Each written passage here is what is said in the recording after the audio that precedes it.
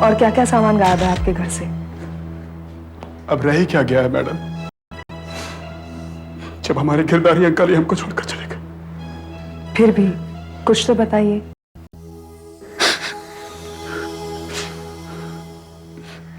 वहां पर एक टेलीविजन सेट था, एक वीसीआर, और वहां पर म्यूजिक सिस्टम भी था। और यहां पर तीन घड़ियां थी इंपोर्टेड,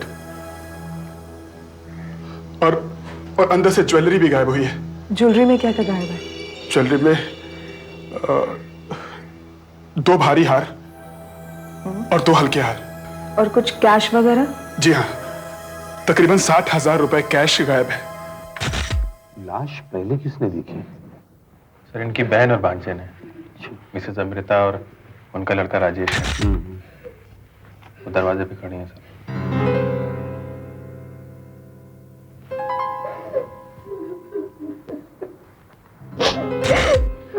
माफ कीजिएगा, लेकिन जो कुछ भी हुआ, मुझे तो अब तक यकीन ही नहीं हो रहा है। माँ, क्या आप बता सकती हैं ये सब कैसे हुआ, क्या हुआ? वो क्या है सर, हाँ, मैं, बाजी और गिरधारी मामा, हम तीनों हर शनिवार नाट्य मंदिर में नाटक देखने जाते थे। आज जब मामा ने कहा कि उनकी तबीयत कुछ खराब है, तो हमें उनके बगैर ही जाना पड़ा। काश हम लोग वहां ना गए होते तो ये सब कुछ नहीं होता। आप वापस कब आए? करीब 11 बजे। जब हम वापस आए तो देखा गिरधारी मामा खून में लथपथ पड़े हुए थे। आप दोनों यहीं रहते हैं? जब मेरे पति का देहांत हुआ, गिरधारी भाई साहब ने हमें सहारा दिया। सर ये देखिए, ये बेडरूम में मिला है। अच्छा, आप पहचानती हैं इसे? ये तो हमारे किचन का है। अच्छा, दया, इसे फॉरेंसिक जांच के लिए भिजवा दो। Yes sir. हाँ सर। सर, इनके मुताबिक इस घर से TV, VCR, jewellery, music system, watches और 60,000 रुपए कैश चोरी हो गए। अच्छा, आपके पास आपके टीवी, वीसीआर वगैरह के सीरियल नंबर्स हैं? जी हाँ सर, हमें उस ड्रॉअर से एक फाइल मिली है जिसमें वारंटी कार्ड्स वगैरह रखे हुए थे, उसी में से सीरियल नंबर्स मिल गए हैं। गुड। आपका घर काफी बड़ा है, कोई नौकर वगैरह नहीं है क्या? जी है, मुन्ना यही रहता है और किचन में सोता है, सामान भी वही रखता है। मगर सर अब वो गायब है, उसका सामान भी, दोनों यहाँ नहीं है, वो भी खून के फौरन बाद। मगर वो तो कई सालों से हमारे यहाँ काम कर रहा था सर। हाँ, जरा पीछे आके देखिए।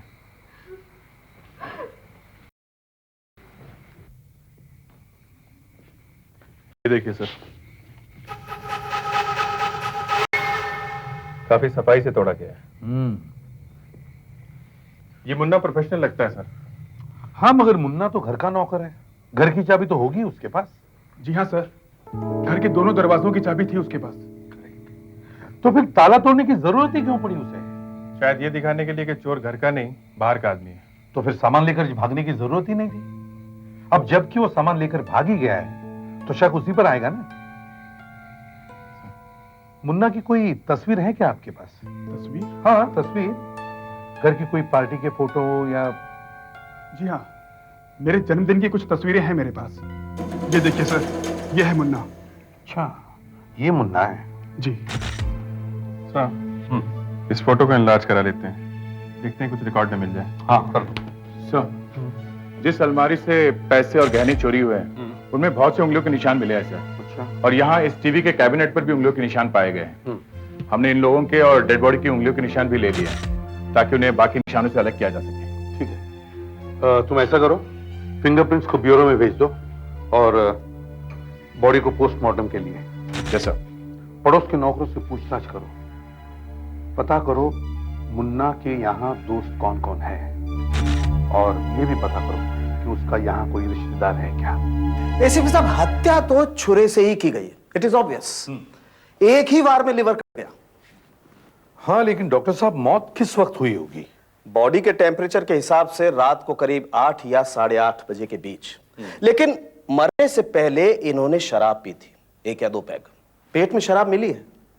लेकिन सर घर में हमें कहीं भी शराब नहीं मिली। हाँ, घर वालों से पूछना चाहिए कि कल रात गिरधारी भाई कहीं बाहर गए थे क्या। Yes sir. और वो फिंगरप्रिंट्स का क्या हुआ डॉक्टर साहब? फिंगरप्रिंट्स तो ज्यादातर घर वालों के ही हैं, पर अलमारी पर जो फिंगरप्रिंट्स हमें मिले वो 2 तरह के हैं जो घर वालों के नहीं हैं। तो डॉक्टर साहब ये मुन्ना और उसके साथियों के ही होंगे। मगर एसीपी साहब, एक अजीब बात है। वो क्या? अलमारी पर तो हमें फिंगरप्रिंट्स मिले, मगर चाकू पर कोई निशान नहीं है। No fingerprints. No fingerprints? Yes. वाकई अजीब बात है। चोरी करते वक्त हाथ में कुछ नहीं पहना, और खून करते वक्त हाथ में दस्ताने। क्यों?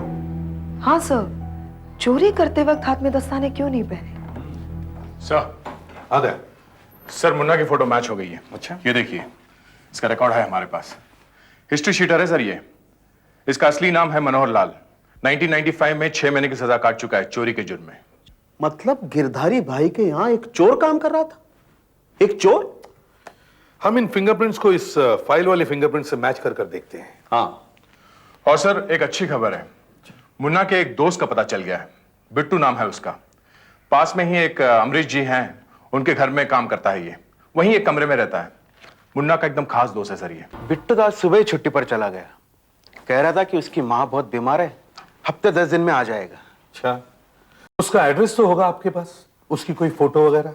एड्रेस फोटो दोनों थे, मगर वो एनवेलप कहीं मिल नहीं रहा है जिसमें मैंने रखे थे।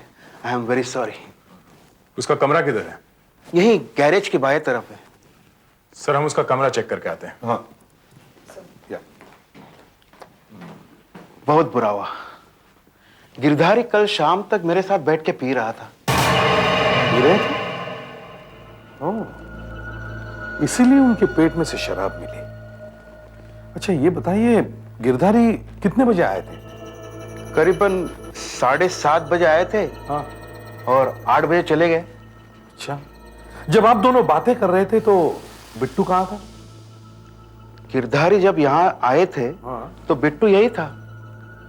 उसके बाद मैंने उसे सुबह ही देखा। आज जाने से पहले मुझे राम राम करने आया था। तो आपने उसे पूछा नहीं वो रात भर कहाँ था? मैंने सोचा वो उसके कमरे में ही होगा। सर। हाँ आशा। सर हमने उसका कमरा चेक किया सर, कुछ खास सामान लेकर नहीं गया वो। कपड़ा तेल वगैरह सब यही है। हमने 1-2 चीजें ली हैं फिंगरप्रिंट निकालने के लिए। हाँ शायद वो बहुत जल्दी में होगा, नहीं तो जरूरी सामान लेके ही जाता।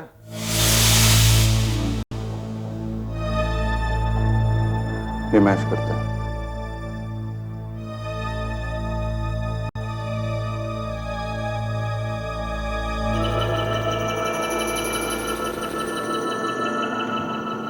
हाँ अभी कुछ मिला?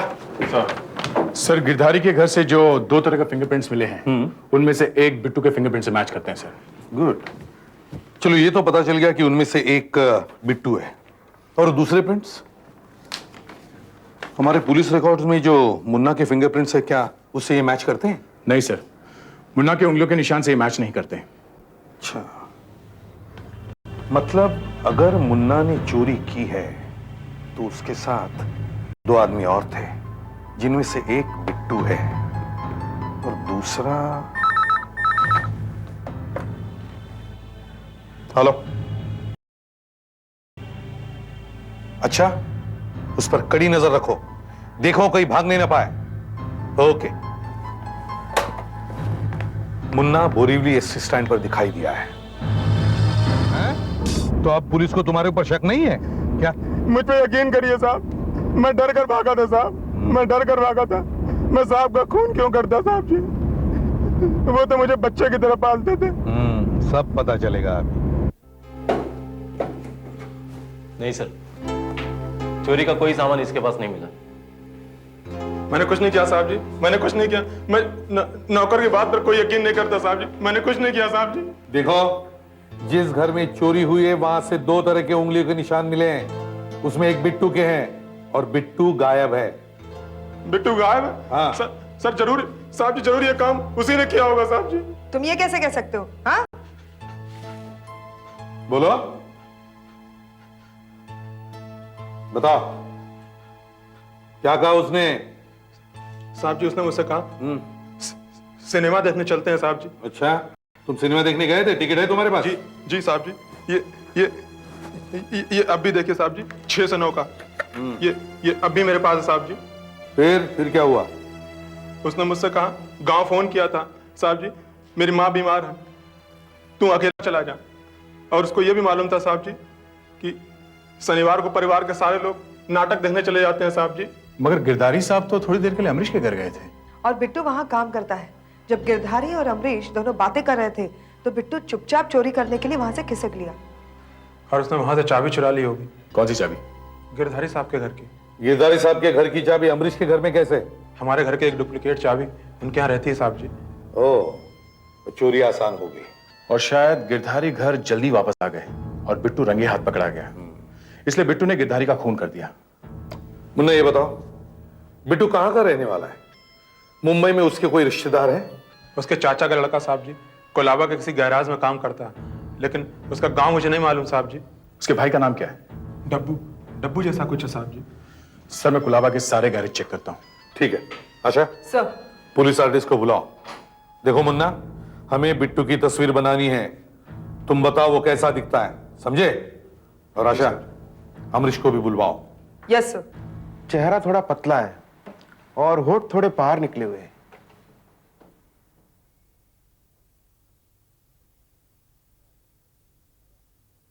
और वो थोड़ा गोरा है। खैर, गोरा रंग तो यहाँ नहीं दिखेगा। सर, बिट्टू ने अमरीश के घर से गिरधारी भाई की चाबी चुराई। और चोरी का सामान ले जाने के लिए उसको कार भी आसानी से मिल गई होगी, क्योंकि उसका भाई डब्बू एक गैरेज में काम करता है। हाँ, मगर एक बात समझ में नहीं आ रही है कि चाबी होने के बावजूद भी उसने दरवाजा क्यों तोड़ा? शायद ये दिखाने के लिए कि किसी बाहर वाले आदमी ने चोरी की है। बहुत दिमाग चलाया बिट्टू ने, मगर चोरी करते समय सारे घर में अपनी उंगलियों के निशान छोड़ गया। चोरी की इतनी अच्छी प्लानिंग करने के बावजूद भी उसने अपने खिलाफ सबूत क्यों छोड़ा? अजीब चक्कर है। नहीं, गड़बड़ है। ताला तोड़ने में ही कुछ गड़बड़ है। चलो फिर से गिरधारी के घर चलते हैं, देखते हैं उसके कौन कौन दुश्मन हैं। दरअसल गिरधारी भाई साहब को कोई पसंद ही नहीं करता था। दूसरों के मामले में टांग अड़ाने की उनकी बुरी आदत थी और हमेशा FIR दर्ज कर दूंगा ऐसे धमकी दिया करते थे। अच्छा, मगर किसी को उनसे इतनी नफरत थी कि वो उनकी जान ले ले? जी नहीं, मुझे तो ऐसा नहीं लगता।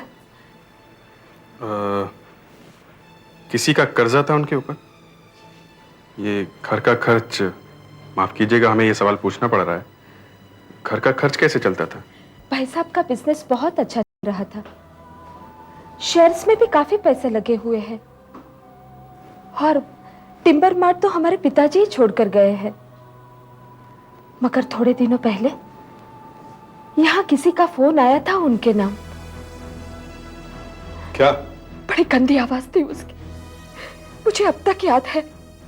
उसने कहा, साले बुढ़े को समझा दे, सुधर जा। एक पैर तो उसका पहले से ही कमर में लटका हुआ है। अगर ज्यादा नाटक किया ना तो पूरा का पूरा दफना दूंगा। फिर मैंने सोचा कि पिछले महीने टिम्बर मार्ट में कुछ प्रॉब्लम हो गई थी, हो सकता है ये फोन उसी सिलसिले में आया हो। प्रॉब्लम थी? शायद रविंद्र से कुछ टेंशन थी। रविंदर? कौन रविंदर? टिम्बर मार्ट की जमीन का मालिक। टिम्बर मार्ट की जमीन के मालिक रविंदर का गिरधारी भाई से टेंशन, फोन कॉल। क्या डिस्को था यार, मजा आ गया। कम ऑन फ्रेंड्स, बाहर निकलो। अभी हम लोग बैठकर बियर शेयर पीते हैं, थोड़ा एंजॉय करते हैं। और वैसे भी हमारी कंप्लेंट करने वाला कोई रहा नहीं। Okay, come on. Excuse me. Hello, hi sweetheart, how are you? I am fine. इसके मामा की चिता की आग अभी ठंडी भी नहीं हुई और ये डिस्को जा रहा है, बियर पीने की बात कर रहा है। दाल में कुछ काला जरूर है। हाँ तो रविंदर जी बताइए क्या प्रॉब्लम है? बताता हूं साहब। बात यह है कि ये जमीन मेरी है। अब बरसों पहले मेरे दादा ने गिरधारी के दादा को ये जमीन कौड़ियों के भाव किराए पे देने के लिए राजी हो गए थे। उस जमाने की बात और है, लोग जबान की कीमत समझते थे। देखिए अब वो लोग भी नहीं रहे और वो जमाना भी नहीं रहा। हम इस जमाने की बात करें। देखिए ये जमीन मैं वापस लेना चाहता हूं। ये प्राइम लैंड है और मैं एक बिल्डर हूं। मैं यहाँ पे बिल्डिंग बनाना चाहता हूं, इसलिए मैंने गिरधारी को ये ऑफर भी दिया था कि भाई तो 10 लाख रुपए ले ले और इसी बिल्डिंग में फ्लैट भी ले ले। मगर वो माने नहीं। ओ बुढ़ा मानता कहां था, उल्टा मेरे पे ही केस ठोक। की मौत से सिर्फ आप ही को फायदा होने वाला है। जी कोई फर्क नहीं पड़ता। अब पहले वो केस लड़ा करता था, अब उसकी बहन और भांजा केस लड़ रहे हैं। मैं तो जिंदगी भर कोर्ट के चक्कर ही काटता रहूंगा। हेलो, हाँ अच्छा, हाँ कोडेकर रोड, ठीक है हम वहां पहुंचते हैं। हाँ ओके, हमें कोडेकर रोड चलना है। मुझे एक अर्जेंट फोन आया है, जाना है, लेकिन हम जल्दी मिलेंगे। जी जरूर मिलेंगे। अच्छा ये रहा मेरा कार्ड, या यहां मिलेंगे या कोर्ट में।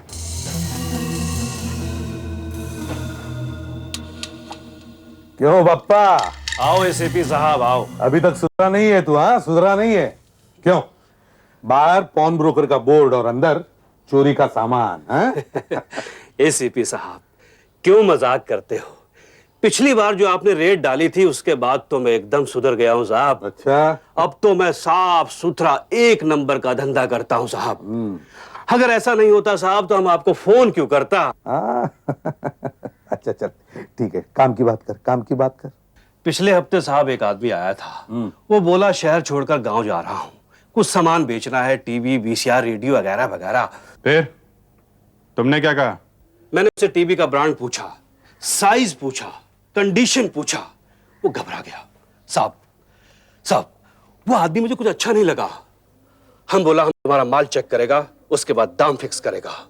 वो बोला ठीक है, उसके बाद चला गया। देख बप्पा वक्त बर्बाद मत कर, काम की बात बोल, काम की बात बोल। बताता है। हाँ जल्दी। वो आदमी सुबह फिर यहाँ आया था, उसके साथ एक आदमी और था साहब। बहुत सारा कार में सामान लेके आया था, टेलीविजन, वीसीआर, इलेक्ट्रॉनिक आइटम वगैरह वगैरह। साहब मुझे उस पर शक हुआ। हम उससे बोला हम तुम्हारा सामान देखकर तुमको शाम को बताएगा। फिर साहब उसका सामान हमने इस गोदाम में रख दिया। फिर तुमने पुलिस को फोन किया है? साहब मैंने पुलिस को फोन किया तो इस बात का पता चला कि ये तो खून का मामला है साहब। देखो ये आदमी है वो? हाँ ये है वो आदमी, बिल्कुल ऐसे लगता था साहब। फिर वापस कब आ रहा है ये? साहब 4-5 बजे आ रहा है, इसे पैसे की बहुत जरूरत है। आज की रात बिट्टू हवालात में काटेगा, तुम लोग घेरा डाल दो, देखो वो लोग हाथ से निकल नहीं ना पाए।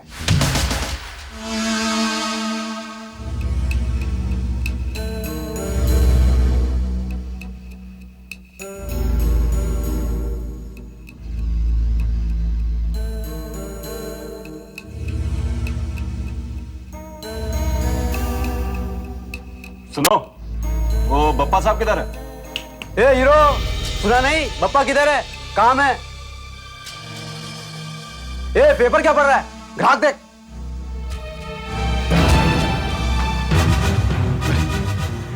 ये तो मेरा फोटो है। पेपर नहीं पढ़ रहा था, खूनी की तस्वीर देख रहा था। है ना, बिल्कुल तुम्हारे जैसा लगता है। कमाल है।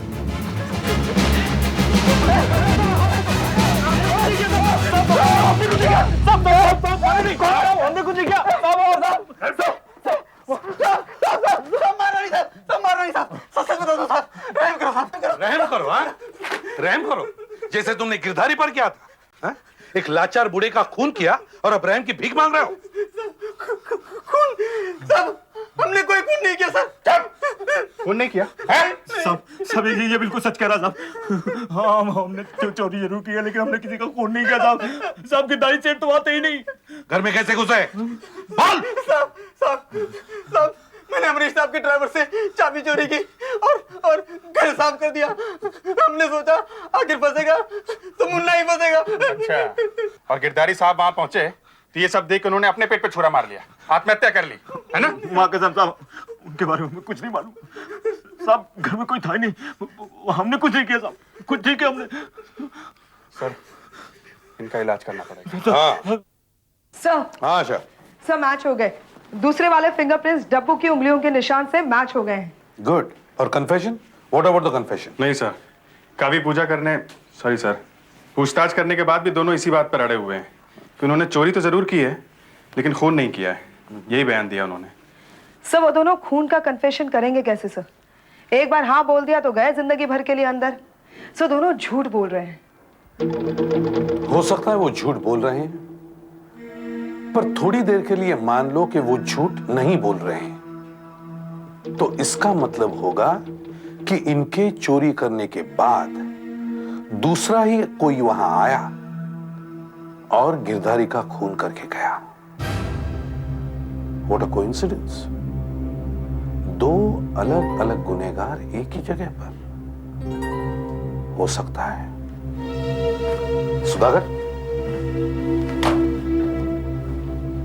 हाँ सुधाकर। हमने राजेश का पीछा किया, वो इन्हीं जगहों पर गया। सर, राजेश हमेशा डिस्को और क्लब में जाया करता है, मगर आज वो शालीमार बिल्डिंग में गया। शालीमार बिल्डिंग? हाँ सर। शालीमार, एक मिनट। शालीमार बिल्डिंग में तो रविंदर का ऑफिस है, और राजेश वहां जाके मिलता भी किसको है? रविंदर को। Of all the people, Ravinder. Girdhari के घर चलो, राजेश को मिलते हैं। आपको मालूम है एसीपी साहब आप क्या कह रहे हैं? मेरे बेटे राजेश ने गिरधारी भाई का खून किया, अपने मामा का खून? प्लीज माँ, शांत हो जाओ। और फिर जब मैंने कुछ किया ही नहीं तो इनके कहने से क्या होता है? हम कह नहीं रहे हैं, पूछ रहे हैं। रविंदर के ऑफिस में तुम क्या करने गए थे? उसने मुझे बुलाया था। क्या किसी के ऑफिस जाना जुर्म है? वहां जाना जुर्म नहीं है, मगर तुम्हारे मामा का और उसका सालों से झगड़ा चल रहा था। मामा के मरते तुम उससे मिलने चले गए हैं? तो क्या हुआ? और फिर मैं कोई रविंद्र से आज पहली बार तो नहीं मिला हूं। आज से कुछ महीने पहले वो खुद ही मेरे पास आया था और मुझसे कह रहा था कि मैं अपने मामा जी से उसका समझौता करवा दूं। लेकिन मैंने साफ साफ उससे कह दिया था कि मामा जी मेरी तो क्या किसी की भी नहीं सुनते। मगर अब तो तुम्हारे मामा जी मर चुके हैं, सारी प्रॉपर्टी तुम्हारी है, तुम जो चाहे कर सकते हो, राइट? आप जैसा समझे, लेकिन मैं अपनी माँ जी के कहने से ही रविंद्र के पास मिलने गया था। इनके कहने से? देखिए एसीपी साहब, कोर्ट कचहरी के चक्कर काटने की मेरी उम्र अभी रही नहीं और मैं किसी झगड़े में फंसना नहीं चाहती। इसलिए मैंने ही राजेश से कहा कि रविंदर से मिलो और सारे मामले को रफा दफा कर लो। भाड़ में जाए ये टिम्बर मार्ट। मतलब रविंद्र को उसकी जमीन वापस मिल ही गई। सर। आदर। सर, मैंने रविंदर के बारे में पता लगाया। बहुत चालाक आदमी है सर। किसी भी गलत धंधे में सीधे हाथ नहीं डालता। पिछले कुछ सालों से जितने भी जमीन के डील्स इसने करवाए हैं, सब में इसके हाथ हमेशा साफ रहे हैं। अच्छा, कभी किसी को धमकाया उसने? सुना तो है सर, कई बार किया है, मगर कोई सबूत नहीं है सर। जिससे भी बात करो वो रविंदर के बारे में बात करने से कतराता है। सिर्फ एक आदमी मिला जो कुछ बताना चाहता है। कौन है वो? सर, मूर्ति नाम है उसका। मलाड में उसका एक प्लॉट था जो कुछ गुंडों के दबाव में आकर उसे मजबूरन बेचना पड़ा। सुधाकर और फेड्रिक उसे फोटोग्राफ्स दिखा रहे हैं हमारे जो पुलिस रिकॉर्ड में है। सर, ये रहे मूर्ति साहब। आइए अंदर आइए। आइए अंदर।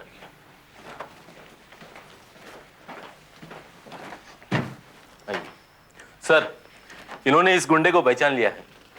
इसी ने रविंदर के कहने पर इनको धमकाया। रामबाव? Yes sir. सर, रेस्कोस के पास एक बार है बॉम्बा, उसका मालिक है ये। बार सिर्फ दिखावे के लिए है, बाकी सर सब 2 नंबर के धंधे हैं। सर, ये उसके आदमियों की भी तस्वीरें। मामा, लालिया सर, इस बोम्बाबाद में टेलीफोन टैप करने के लिए मजिस्ट्रेट से परमिशन लेने क्या? जल्दी से जल्दी ले लो।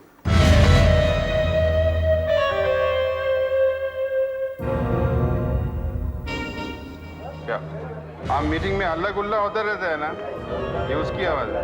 गुड, अभिजीत ने काम कर दिया। आज जल्दी आ जाऊंगा भाई। Okay great. अच्छा सुनो, तुम दोनों बारी बारी से इसे अटेंड करो, उन्हें शक ना हो इसलिए जगह बदलते रहो, जरूरत पड़े तो गाड़ी भी बदलो। लेकिन किसी भी हालत में उन्हें शक नहीं होना चाहिए कि हम उनका फोन टैप कर रहे हैं। ठीक है? ठीक है सर। सर आप ब्यूरो जाइए, आप राम भाव और उनके आदमियों पर कड़ी नजर रखते हैं। उन्हें भनक भी नहीं होगी कि कोई उनका पीछा कर रहा है।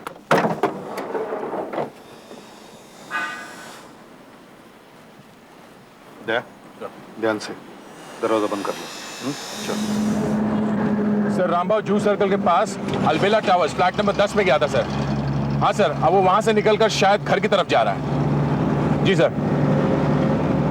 हाँ सर, मैं चेक करता हूँ कि वो फ्लैट किसका है। Okay sir.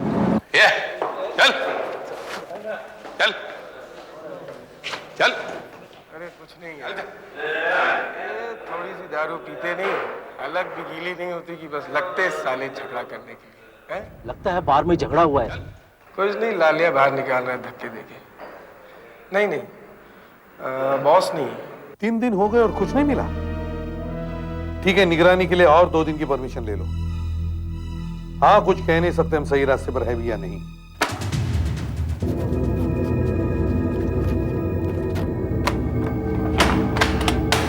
मामा, मैं जा रहा हूँ, सब ठीक से बंद करवा देना। रमेश को फोन करना कि कल माल टाइम से पहुंचा दे। हाँ हाँ, मैं करता हूँ फोन। कुछ प्रॉब्लम हो तो मुझे फोन करना। हाँ हाँ हाँ हाँ। ये साला टीवी भी एक ठीक नहीं चलता।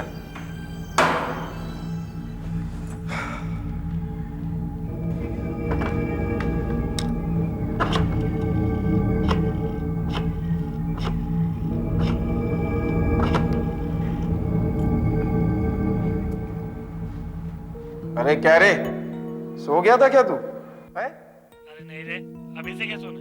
हाँ? दोस्तों को भूल गया क्या? है? फोन भी नहीं किया तूने? अरे डिसाइड हुआ था ना, टेंशन नहीं होना। हाँ? राम बाबू साहब बोला ना तेरे को कि रिलैक्स रहो, एकदम रिलैक्स रहो। देख यार, मेरे को और किसी से नहीं, राम बाबू साहब से मिलने का बस। पैसा लेना है ना, फिर भी कुछ दिनों बाद मिलता हूँ। ठीक है? ठीक है ठीक है, काम तो फिट हो गया ना। बकरा खुद कसाई के पास चल के आ गया। हाँ? चल।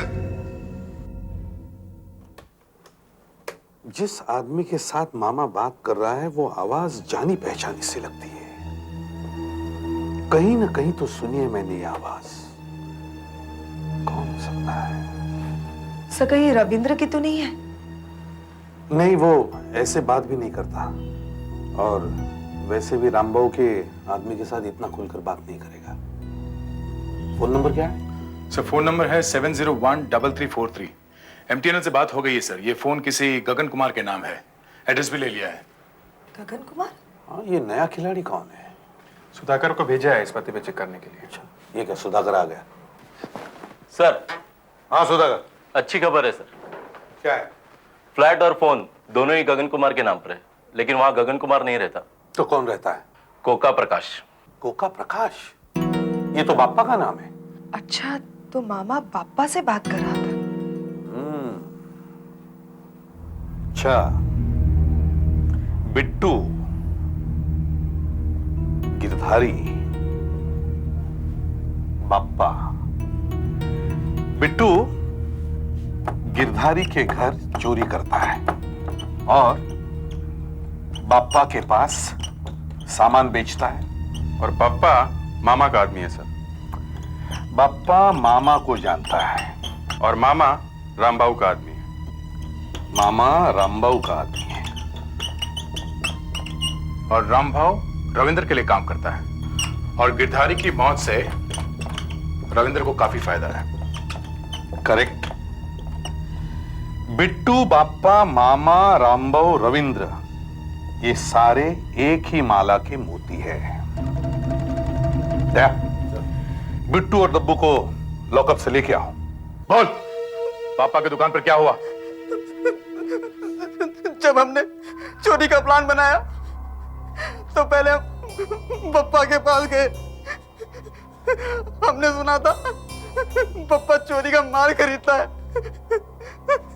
हमने उसे कहा ये हमारा अपना माल है, हमें गांव जाना है इसलिए बेच रहे हैं। ये सुनकर पप्पा हंसने लगा।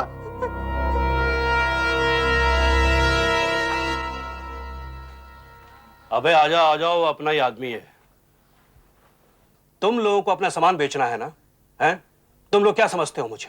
मैं गधा हूं? मेरी पूंछ लगी है? अबे तुम लोग शक्ल से तो नौकर मालूम पड़ते हो। मैं कैसे यकीन कर लूं कि ये सामान तुम्हारा है? देखो, हम मालिक लगते हैं या नौकर, इससे तुम्हें क्या? तुम सामान खरीदोगे कि नहीं? अबे मालिक के घर चोरी करेगा, क्या मालिक के पास तेरा फोटो और एड्रेस नहीं होगा? अबे जब कभी चोरी होती है तो सबसे पहले नौकर पकड़ा जाता है। खुद तो मरेगा और मुझे भी मरवाएगा। अरे मालिक के घर में नहीं, किसी और के घर में हाथ मारना है। एकदम फिट प्लान बनाया है। तुम ये बताओ कि तुम माल खरीदोगे कि नहीं, सीधी बात। काम कब कर रहा है? तुमने कहा कि उसकी दुकान में 2 आदमी और थे, तुमने उनकी शक्लें देखी थी? हाँ साहब, देखी थी। क्यों बिट्टू, देखी थी ना? देखो, इस फोटो को देखो। क्या ये आदमी था? हाँ साहब, यही आदमी था। हाँ साहब, यही आदमी था। अच्छा, अब सब कड़ियां मिल गई। बाकी सब लोगों के अरेस्ट वारंट निकलवाओ। अब मुझे मालूम है एग्जैक्टली क्या हुआ है। तुम्हारे नाम का वारंट है? वारंट? कैसा वारंट? मैंने क्या किया था? चलो चलो, तुम्हें सब कुछ बताते हैं तुमने क्या किया। चल। हम नहीं जाएगा, कोई चोट अरेस्ट किया है, हमने क्या किया? नहीं जाएगा, नहीं जाएगा, नहीं जाएगा, नहीं जाएगा। मेरा तो पाप भी जाएगा। चल। चलो चलो चल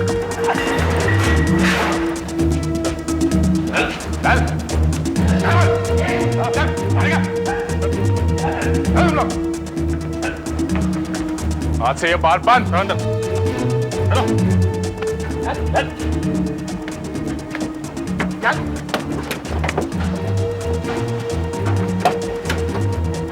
ये क्या कर रहे हैं आप लोग? ये आपको कोई गलतफहमी हुई है? आप छोड़ दीजिए मुझे। आप मुझे अरेस्ट नहीं कर सकते। आप जानते नहीं मैं कितना बड़ा आदमी हूँ। अरे मैं आपकी खटिया खड़ी कर दूंगा। अब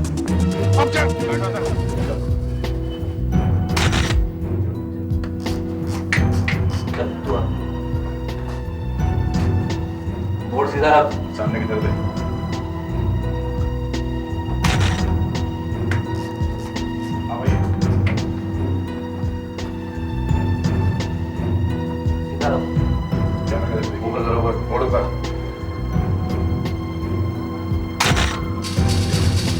भाई पापा,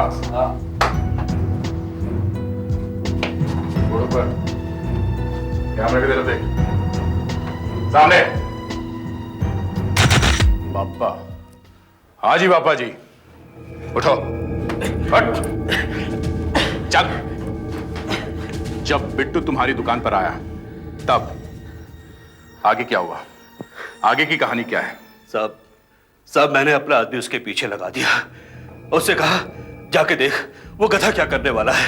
हाँ, तो तुम्हारे आदमी को पता चल गया कि वो गिरधारी के घर में चोरी करने वाला है। क्यों? क्यों? Yes sir. जब वो आदमी खबर लेकर वापस लौटा सर, तो ये मामा वहां मौजूद था। ओ मामा।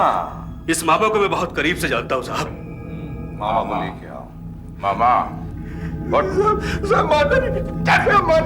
चोर चोर मौसेरा भाई, खड़े हो जा। बता तूने क्या किया?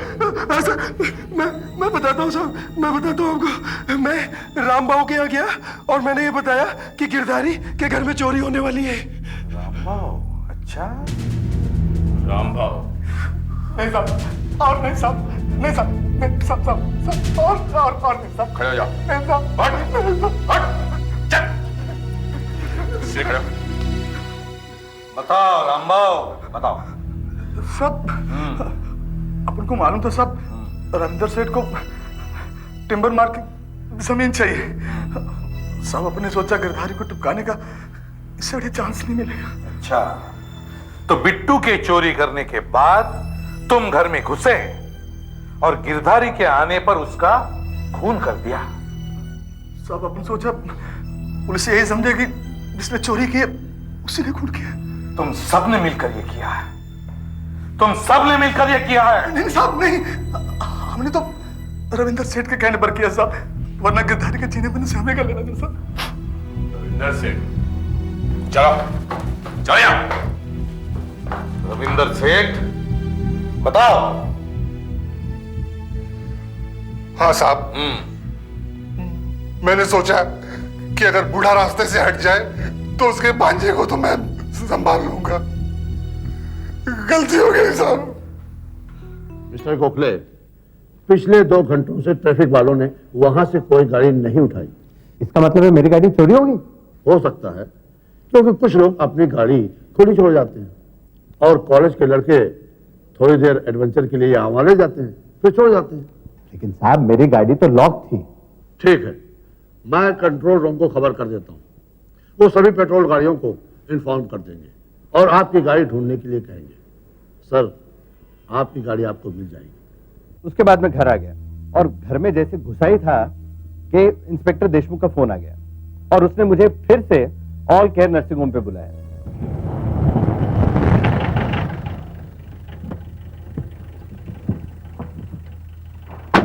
आगे लगाई। आइए गोखले साहब, आइए, देखिए अपनी गाड़ी देखिए। यही बात है, पहले तो ये गाड़ी यहाँ नहीं थी, यहाँ पर दूसरी गाड़ी थी। ये गाड़ी वापस यहाँ कैसे आ गई? ये आप ही की गाड़ी है ना? हाँ, लेकिन आज सुबह जब मैं नर्सिंग होम से निकला तो मेरी गाड़ी खो चुकी थी। फिर भी आप चेक कर लीजिए, कहीं कोई सामान चोरी हो तो नहीं हो। देखिए, जाइए।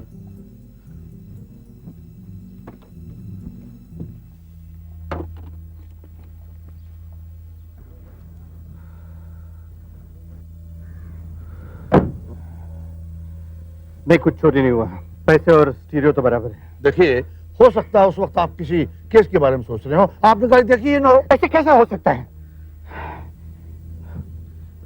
एनीवे, आई एम सॉरी, मैंने आपको तकलीफ दी। एसीपी साहब, मैं यकीन के साथ कह सकता हूं कि आज सुबह मेरी गाड़ी वहां नहीं थी। और दूसरी बात, आज सुबह से कोई मेरा पीछा कर रहा है। ऐसा क्यों? क्यों लग रहा है तुम्हें ऐसा? क्योंकि आज सुबह जब मैं पुलिस स्टेशन से बाहर आया तो मैंने एक ब्लू कलर की मारुति एस्टीम कार वहां खड़ी हुई देखी और यही कार मेरे घर के बाहर से 2 बार गुजरी। ये गई। तुमने उस गाड़ी का नंबर नोट किया है? हाँ, उसका नंबर था MY13 K5143। इस वक्त तुम्हारी गाड़ी कहाँ है? मेरे गैराज में। तुम्हें गाड़ी चलानी नहीं चाहिए थी। अरे कम से कम देशमुख को तो गाड़ी चेक कर लेनी चाहिए थी। 1 घंटा गाड़ी गायब है, गाड़ी के साथ कुछ भी हो सकता है, कोई कुछ रख भी सकता है। देखो, तुम आतंकवादियों के खिलाफ केस लड़ रहे हो, उसमें अड़ंगा लगाने के लिए कोई कुछ भी कर सकता है। यार, ये भी तो हो सकता है कि मुझे कोई गलतफहमी हो और मैं ऐसे ही घबरा रहा हूं। फिर भी डोंट टेक एनी चांसेस, समझे? मैं तुम्हें 10 मिनट में फोन करूंगा, घर में रहना और जैसा मैं कहूं वैसा ही करो। सभी टेलीफोन अटेंड करो, बिहेव नॉर्मली, ओके? यस। अच्छा,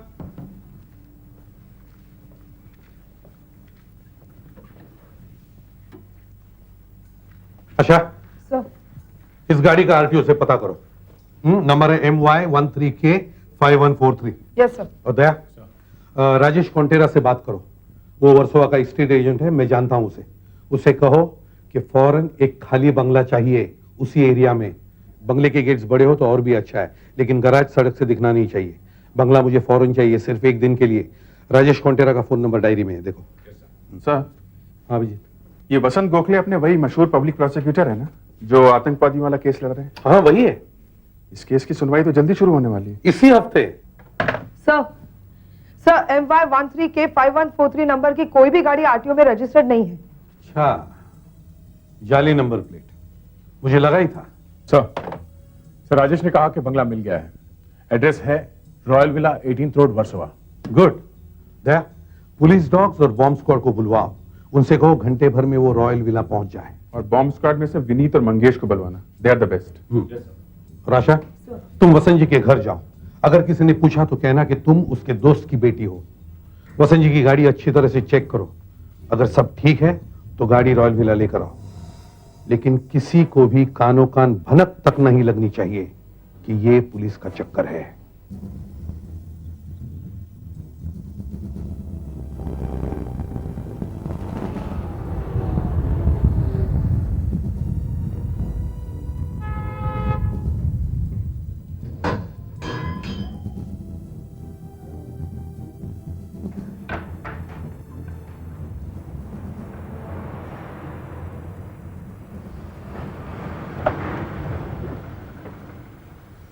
जाओ सुधाकर, जाओ जल्दी जल्दी करो सुधाकर। सर मैं ले आई हूं। जल्दी ले लो। आप गाड़ी अंदर लीजिए। फास्ट। Hurry up. यस। ये सब क्या हो रहा है? Don't get worried. देखो तुम इतने बड़े आदमी हो, अगर तुम्हें कुछ हो गया तो हमारी बदनामी हो जाएगी। This is just a routine check.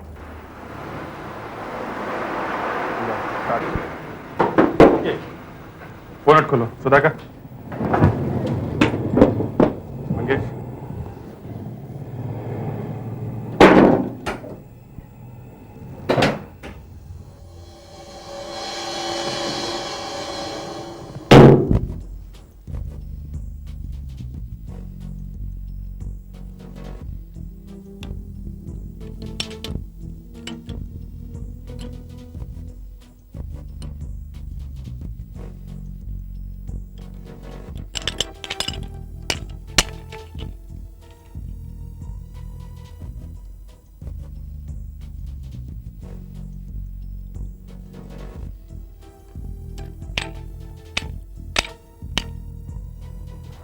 यहाँ तो नहीं है, आप मैक्स मंगाइए। मैक्स लाओ, मैक्स, मैक्स लाओ, मैक्स। मैक्स लेके आओ।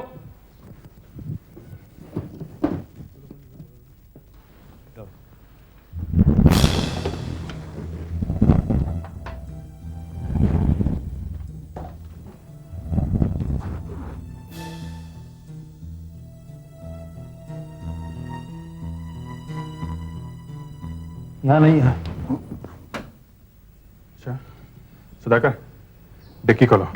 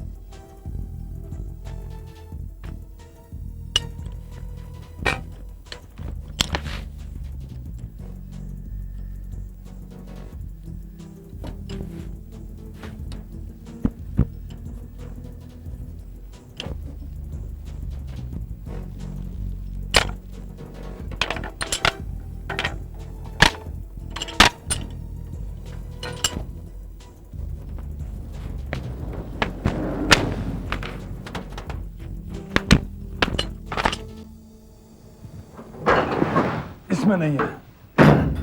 गाड़ी के अंदर चेक करो। सुधाकर सर, तुम रोड पर नजर रखना, दया एरिया छान रहा है, उससे रेडियो कांटेक्ट रखना। Okay sir. अभी तक तो कुछ मिला नहीं है। आराम से।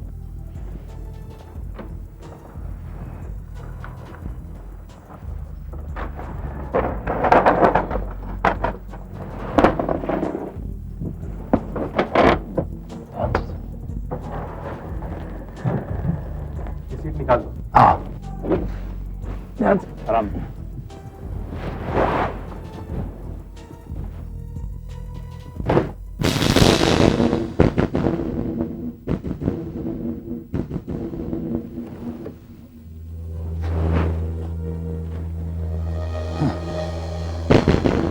यहाँ रखा है।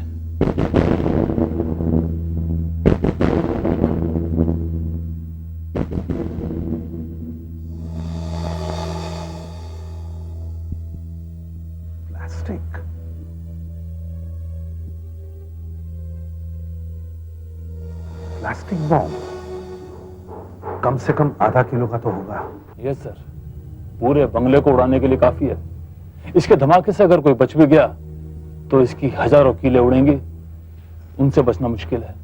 मंगेश, इसको यहां से निकाल देते हैं। नहीं, ये देखिए वेल्डिंग हुआ है, यहीं पर काम करना होगा। इसको अगर पिघलाने की कोशिश की तो गर्मी से बम फट सकता है। टाइम बॉम्ब है, रिमोट कंट्रोल नहीं है। सर, काउंटडाउन चालू है। ये बम 8 बजे के लिए सेट किया गया है, 4 घंटे में फटने वाला है। वसंत, एक बात बताओ, तुम 8 बजे कहीं जाने वाले थे क्या? हाँ, 7:30 बजे लॉ क्लब में मीटिंग है। टेररिस्ट केस में जो भी लॉयर्स काम कर रहे हैं वो एक साथ में मिलकर डिस्कस करने वाले हैं। इसीलिए 8 बजे का टाइम सेट किया है। पूरी बिल्डिंग उड़ाने का इरादा था। लॉ क्लब बिल्डिंग में अंडरग्राउंड पार्किंग है ना? हाँ। पूरी बिल्डिंग को उड़ाने के लिए वो सही जगह है। वसंत, कोई तुम सबको एक साथ मारने की कोशिश कर रहा था। विनीत, तुम ये बॉम्ब डिफ्यूज कर सकते हो क्या? नहीं सर, बहुत मुश्किल है। अगर जरा सी गलती हो गई तो बम फट जाएगा और सारी बिल्डिंग उड़ जाएगी। कार को किसी खुली जगह में ले जाना पड़ेगा। हमें कोई मैदान ढूंढना पड़ेगा। तुम लोग ऐसे करो, इस गाड़ी को जल्दी से जल्दी यहां से ले जाने की तैयारी करो। Hello, blue esteem MY13K 5143 royal villa की तरफ जा रही है। हाँ, ओवर। सुधाकर, हेलो सुधाकर, अभिजीत से बात करो, मेरा एक प्लान है।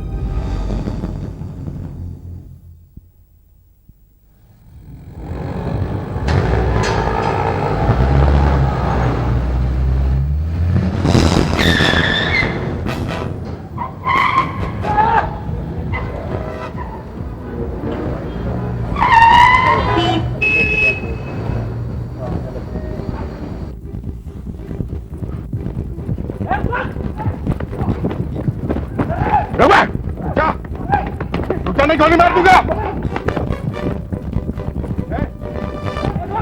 गोली मार दूंगा।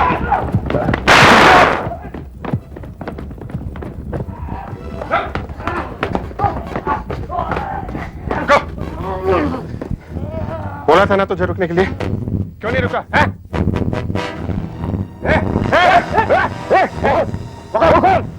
मुंह खोल।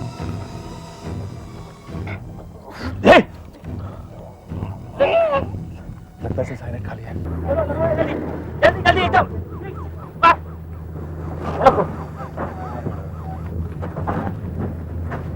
जल्दी जल्दी आगे लो, जल्दी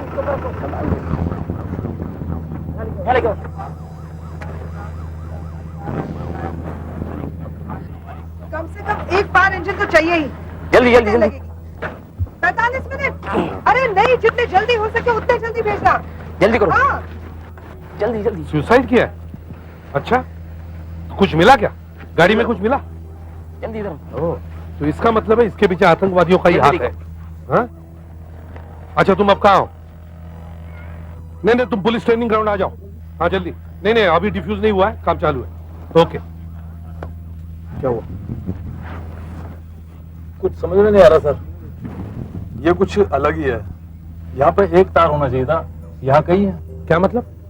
तुमने इस तरह की वायरिंग पहले कभी नहीं देखी? नहीं सर, इस तरह के बॉम्ब में सफेद और लाल 2 ही तार इंपॉर्टेंट होते हैं, बाकी सब ऐसे ही हैं। ये कंफ्यूज करने के लिए है ताकि समझ में ना आए। ये एक के बजाय 2 तार क्यों हैं, ये समझ में नहीं आ रहा। ये टाइमर जब 0 पे आएगा तो ऑटोमेटिकली ट्रिगर होगा और फिर इस तार से इंपल्स यहां आएगा और मटेरियल फट जाएगा। दूसरे तार की वजह से सारा सर्किट उल्टा हो गया।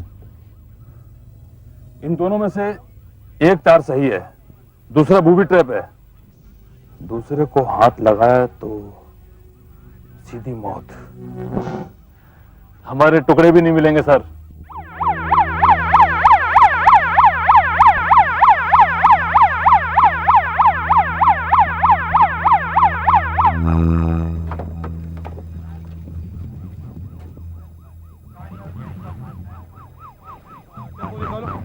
वहां जाओ, किसी को आने नहीं देना। ओके? हाँ, क्या हुआ? सर ये ड्राइवर की तस्वीर है। अच्छा मैंने उसकी लाश की। हाँ हाँ। और सर ये वो लॉकेट है जिसमें साइनाइड कैप्सूल था। सर कौन है, कुछ पता चला? नहीं सर, अभी तो पता नहीं लगा कि कौन है। लेकिन कार के बारे में पता लगाने के लिए आदमी लगा दिया है। अच्छा गुड। और फिंगरप्रिंट्स? उसको लेने के लिए कह दिया है सर, शायद अपने पुलिस रिकॉर्ड के किसी प्रिंट से मैच कर जाए। बॉस लगता है फंस गए इस बार। कौन सा तार नकली है समझ में नहीं आ रहा। मैं एक काम करता हूँ, मैं भोंसले को फोन करके देखता हूँ। वो सतारा में बैठा है। अरे हेडक्वार्टर से उसका नंबर मिल ही जाएगा ना। वो क्या करेगा, बम हमारे सामने है, जो कुछ करना है हमें करना है। तुम वो ZM3 का सर्किट निकालो।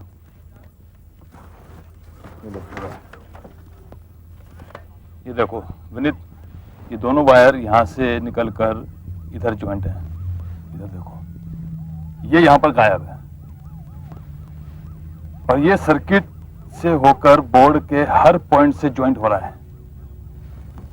आई थिंक ये तार काटनी पड़ेगी, यही तार काटनी चाहिए। बस मैं फिर भी भूंसले से बात करता हूँ। ठीक है। हेलो, हाँ सूर्यकांत, आप भोंसले का नंबर चाहिए यार। आप ना भोंसले यार, वो सतारा गया हुआ है।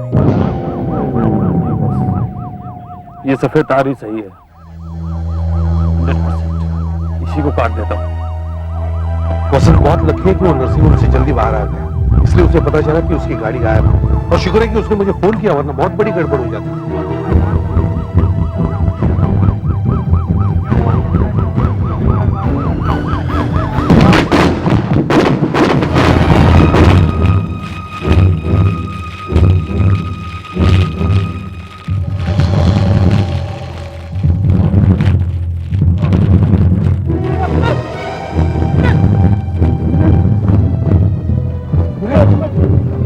विनीत, विनीत, विनीत को जल्दी हॉस्पिटल ले जाना पड़ेगा। विनीत, विनीत, विनीत।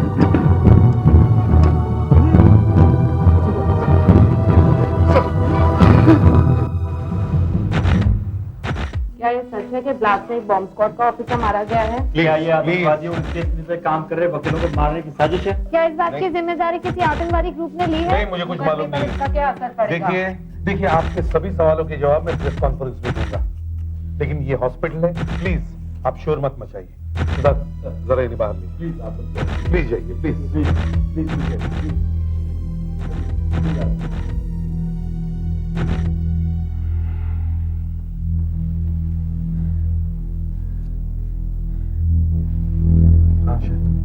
सर डॉक्टर ने विनीत की गर्दन से कीले तो निकाल दिए, लेकिन सर उसकी हालत बहुत खराब है, न जाने क्या होगा। सर मंगेश के शरीर के तो चिथड़े चिथड़े उड़ गए थे, बस बदन के 2-4 हिस्से ही मिले। हाँ डॉक्टर साहब। विनीत को बचा लिया हम लोगों ने, लेकिन होश में आने के लिए थोड़ा वक्त लगेगा। I must say is very very lucky. वो लोहे का टुकड़ा अगर 1 मिलीमीटर और अंदर चला जाता तो स्पाइन डैमेज हो जाता। Is very lucky. Thank you very much. Most welcome. Fredericks, Sudhakar sir, तुम लोग यहीं विनीत के पास रहो, उसके घर वालों को खबर दो। Okay sir. Daya sir, Vasant को ब्यूरो में बुलवाओ। Yes sir. मैंने कहा था ना, उन आतंकवादियों का एक ही मकसद था, उस केस पर काम करने वाले सभी वकीलों को एक साथ उड़ा दिया जाए। उन्होंने नर्सिंग होम के बाहर से आपकी कार चुराई, उसमें बॉम्ब फिट किया और फिर से उसी जगह पे लाके खड़ी कर दी। ये तो अच्छा हुआ कि आप नर्सिंग होम से जल्दी वापस आ गए। अगर आप कुछ देर और वहां ठहरते तो ना तो आपको पता लगता कि आपकी कार गायब है, ना मैं बॉम्ब के बारे में पता लगता। हाँ ये ठीक है अभिजीत, लेकिन अब सवाल ये उठता है कि उन्हें ये कैसे पता चला कि वसंत जी उस नर्सिंग होम में जाने वाले हैं। वसंत जी, आप इस नर्सिंग होम में अक्सर जाते रहते हैं? नहीं, मैं तो पहली बार वहां गया। वसंत जी, तुमने कहा था कि तुम क्लाइंट से मिलने गए थे, नर्सिंग होम में ही क्यों मिले? वो ऐसा है कि मैं कुछ ऐसे गरीब लोगों के केसेस भी लेता हूं जो वकीलों की फीस नहीं दे सकते। कल रात एक मिल मजदूर सरजू नाम है उसका फोन आया था, कह रहा था कि ड्यूटी पर उसका हाथ कट गया और उसे ऑल केयर नर्सिंग होम में भर्ती किया है। उसकी समस्या ये थी कि मिल मालिक उसे कॉम्पेंसेशन देने से इनकार कर रहे थे। तो इसलिए आपको उससे मिलने नर्सिंग होम जाना पड़ा? हाँ, उसकी बातों से लगा कि वो बहुत दुखी है और मुझे उसकी मदद करनी चाहिए, और इसलिए मैं वहां चला गया।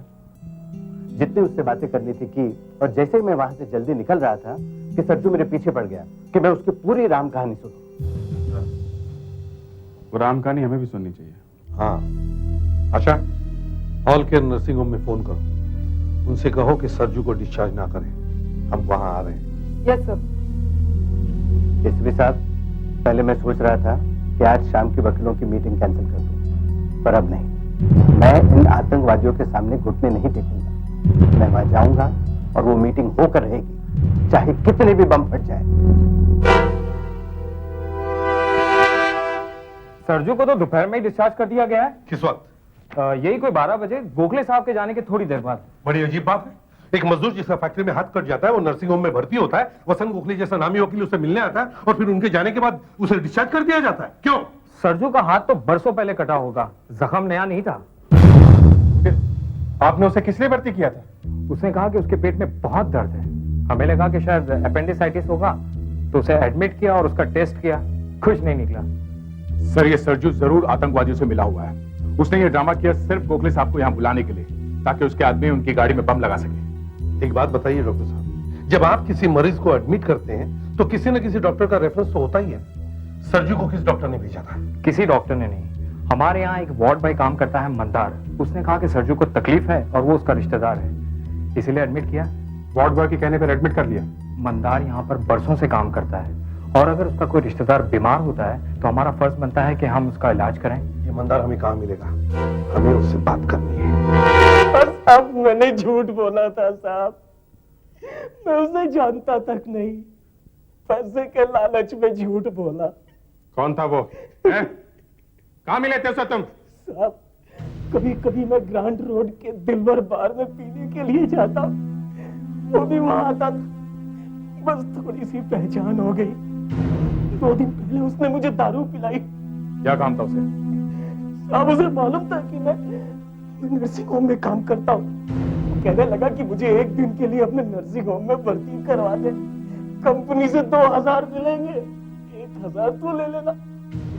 साहब, मैंने उसे भर्ती करवा दी।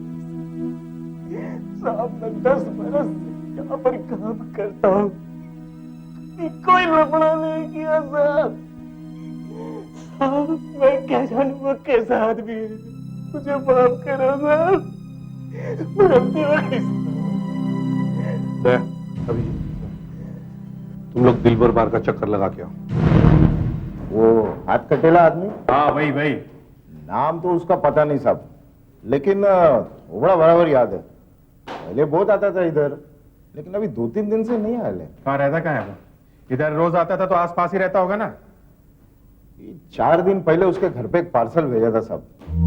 ये अशोक, ये अशोक। ओए, सुनाई नहीं दे रहा? बुला रहा, चल। अरे अशोक, वो 4 दिन पहले तो एक पार्सल लेके गया था ना, वो हाथ कटेले आदमी के घर पे। जी हाँ। जरा साहब लोग के उसको घर का पता बता दे। किधर है? गोकुल चाल, अलंकार टॉकीज के पीछे। बताता साहब, बताता। वो खोली साहब, 12 नंबर की खोली। हाँ साहब। सरजू? हाँ सरजू। एक हाथ वाला? हाँ, एक हाथ वाला साहब। ठीक है, वो नया है साहब, कुछ बताना नहीं मेरे लिए।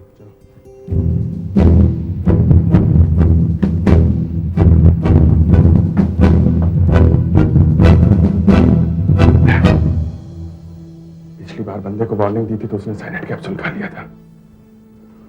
ठीक है, तो दरवाजा तोड़ देते हैं।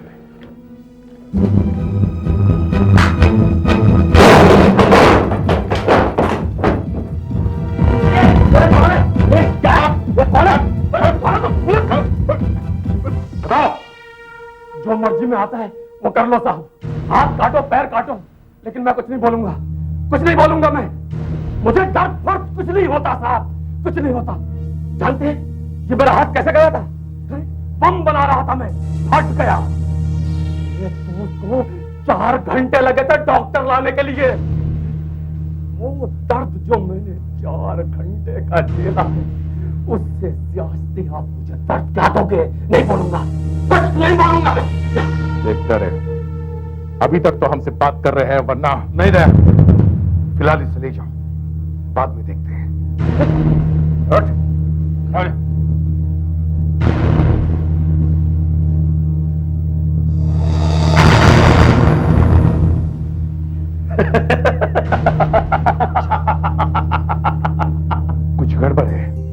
क्यों खड़ी देख रहा था? अपने साथियों की गिरफ्तारी का बदला लेने के लिए उसने इतना भयानक षड्यंत्र रचा जो फेल हो गया, मगर फिर भी इसको देखने से ऐसा लगता नहीं है कि वो मिशन फेल हो गया है। हो सकता है अब भी कुछ बाकी है। मतलब उन्होंने सिर्फ वसंत जी की गाड़ी में ही बम नहीं लगाया होगा, दूसरी और गाड़ियों में भी रखा होगा। Let's go.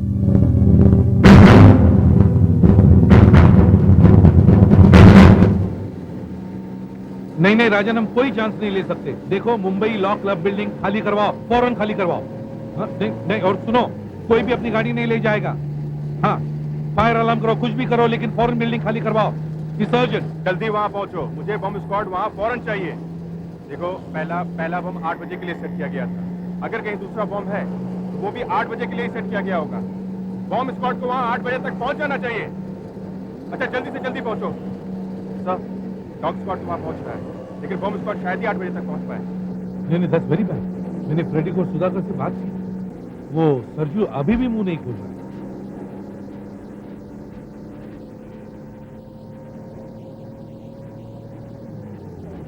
हाँ वसंत, मैं प्रद्युमन बोल रहा हूँ। हाँ, मुझे मालूम है तुम्हारी मीटिंग चालू है, लेकिन मेरी बात सुनो, फौरन लॉ क्लब की बिल्डिंग खाली करवाओ। हाँ, इमीडिएट। हाँ, प्रॉब्लम है। और एक बात, सबकी गाड़ियों की चाबियां ले लो। देखो, मैं वहां पहुंचे ही तुम्हें सब कुछ बता दूंगा, लेकिन फौरन मैंने जैसे कहा वैसे ही करो, समझे? हाँ सर, अगर वो पहले जैसा बम हुआ तो आसपास की बिल्डिंगों को भी खतरा है। इतनी जल्दी उन्हें कैसे खाली कराएंगे? किसी भी हालत में हमें करना ही चाहिए, हमारे पास वक्त बहुत कम है। जल्दी करो।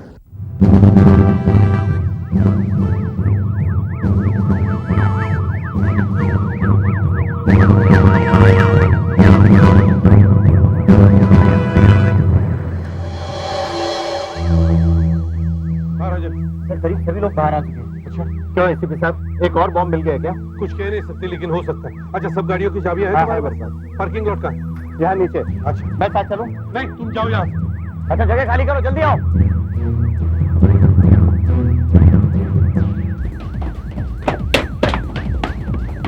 सभी गाड़ियों की चाबियां हैं? हाँ सर। पता नहीं किस कार में होगा। पता नहीं अब गाड़ी में है भी या नहीं। काश को जादू हो जाता और पता चल जाता कि बम हाँ, देखो।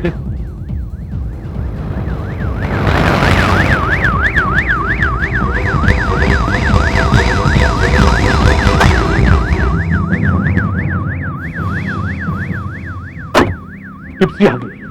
कम ऑन निबाल कर, come on go, we have no time. निबाल कर, जल्दी करो।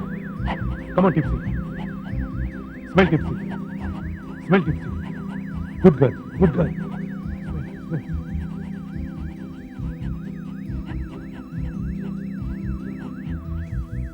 हेलो सुधाकर, हाँ हेलो सुधाकर, बॉम्ब स्क्वाड अभी तक नहीं पहुंचा। वो लोग क्यों नहीं पहुंचे अभी तक?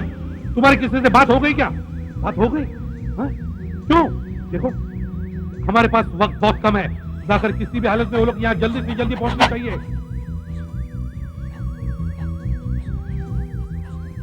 हेलो फ्रेडरिक्स, मैं बोल रहा हूँ। हेलो विनीत को होश आ गई क्या?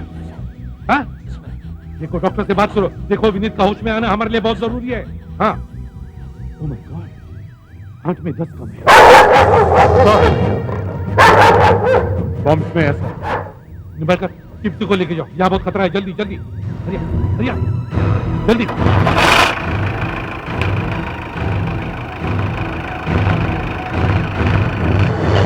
जाओ जल्दी जाओ, यहाँ कुछ भी हो सकता है। खोलो, जल्दी खोलो, चाबी कहाँ है? खोलो जल्दी।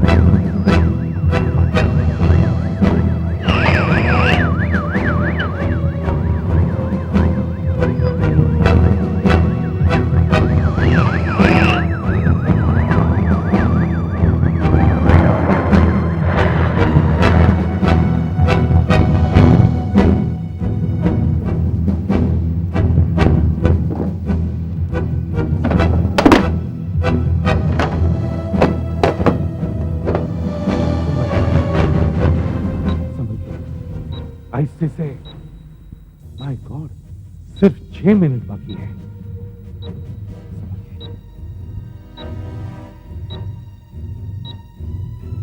सर, गाड़ी को किसी खुली जगह ले चलते हैं सर।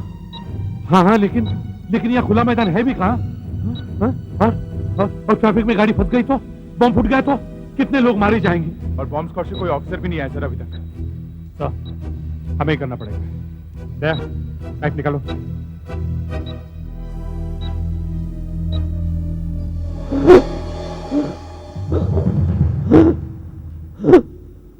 डॉक्टर साहब प्लीज कुछ भी कीजिए, विनीत का होश में आना बहुत जरूरी है, हमें उससे बात करनी है sir. Hello, yes sir.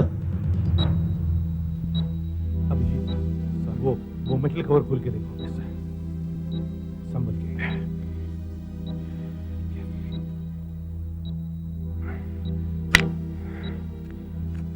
Carefully Abhijit, देखो कहीं फर्क न जाए।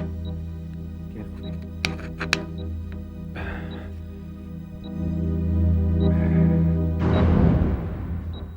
वैसा ही बम है सर, कीलें भरी हुई है। वही प्लास्टिक, हमें कुछ करना पड़ेगा। बॉम्ब स्क्वाड के ऑफिसर अभी तक क्यों नहीं आया? हमें कुछ करना पड़ेगा।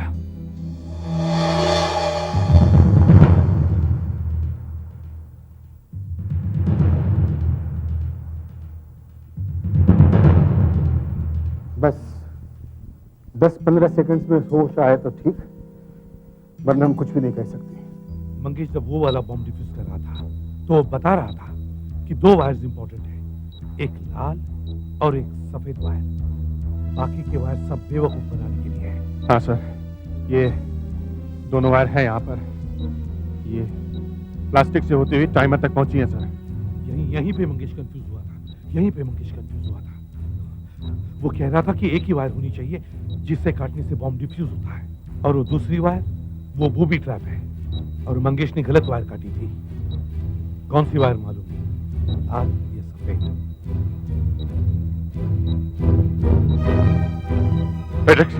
फेडेरिक्स, विनीत को होश आया क्या नहीं? सर इंजेक्शन दिए 1 मिनट हो चुका है, पर अभी तक होश नहीं आया। पता नहीं, शायद दूसरा इंजेक्शन दे नहीं सकते। मैं डॉक्टर साहब से बात करता हूँ। डॉक्टर साहब प्लीज दूसरा इंजेक्शन दे सकते हो तो दे दीजिए प्लीज।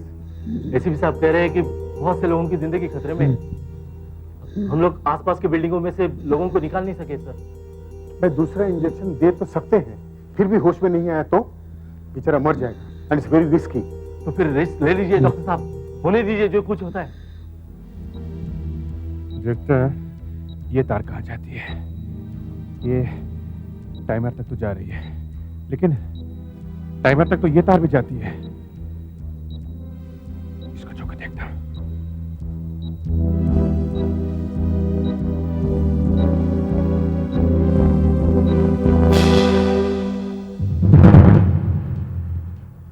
लो, हमने दूसरा इंजेक्शन भी लगा दिया।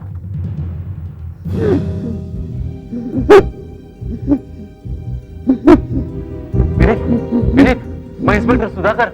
विनीत, बम फटने में सिर्फ 1 मिनट बाकी है। विनीत, ये बिल्कुल वैसा ही बम है। तुम्हें याद है मंगेश ने कौन सा वायर काटा था, लाल या सफेद? अब मैं समझ गया, ये सफेद तार ही होनी चाहिए। ये देखो,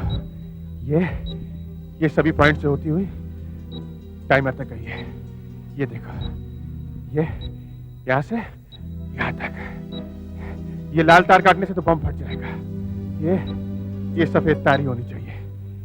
ये सभी पॉइंट से ये टाइमर तक आई है ना? इसे काट देता हूं मैं। श्योर है? I sure? ये सफेद वायर काटने से बॉम्ब डिफ्यूज हो जाएगा? मुझे तो ऐसा ही लगता है। 25 सेकंड बचे हैं। वैसे भी तार नहीं काटा तो बॉम्ब फटने ही वाला है। हमारे पास 50% चांसेस है। तुम सफेद वायर काटो अभिजीत। Okay sir. हाँ मैं काटता हूँ। हाँ काटो सफेद वायर। हाँ काटो। सर आप लोग जाओ यहाँ से। सर आप लोग जाओ यहाँ से, कुछ भी हो सकता है। नहीं अभिजीत नहीं, मरेंगे तो साथ नहीं मरेंगे। We will die properly. Sir please, sir please जाइए सर। वायर काटो अभिजीत। लाल या सफेद? विनीत,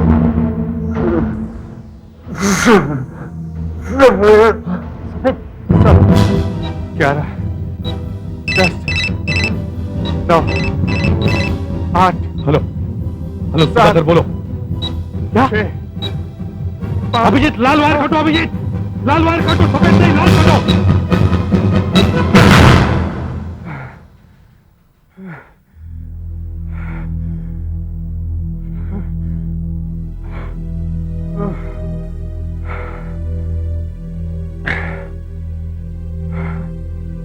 तुम्हारा बम तो नाकाम कर दिया हमने, अब तुम भी अपने साथियों के साथ जेल में चक्की पीसोगे।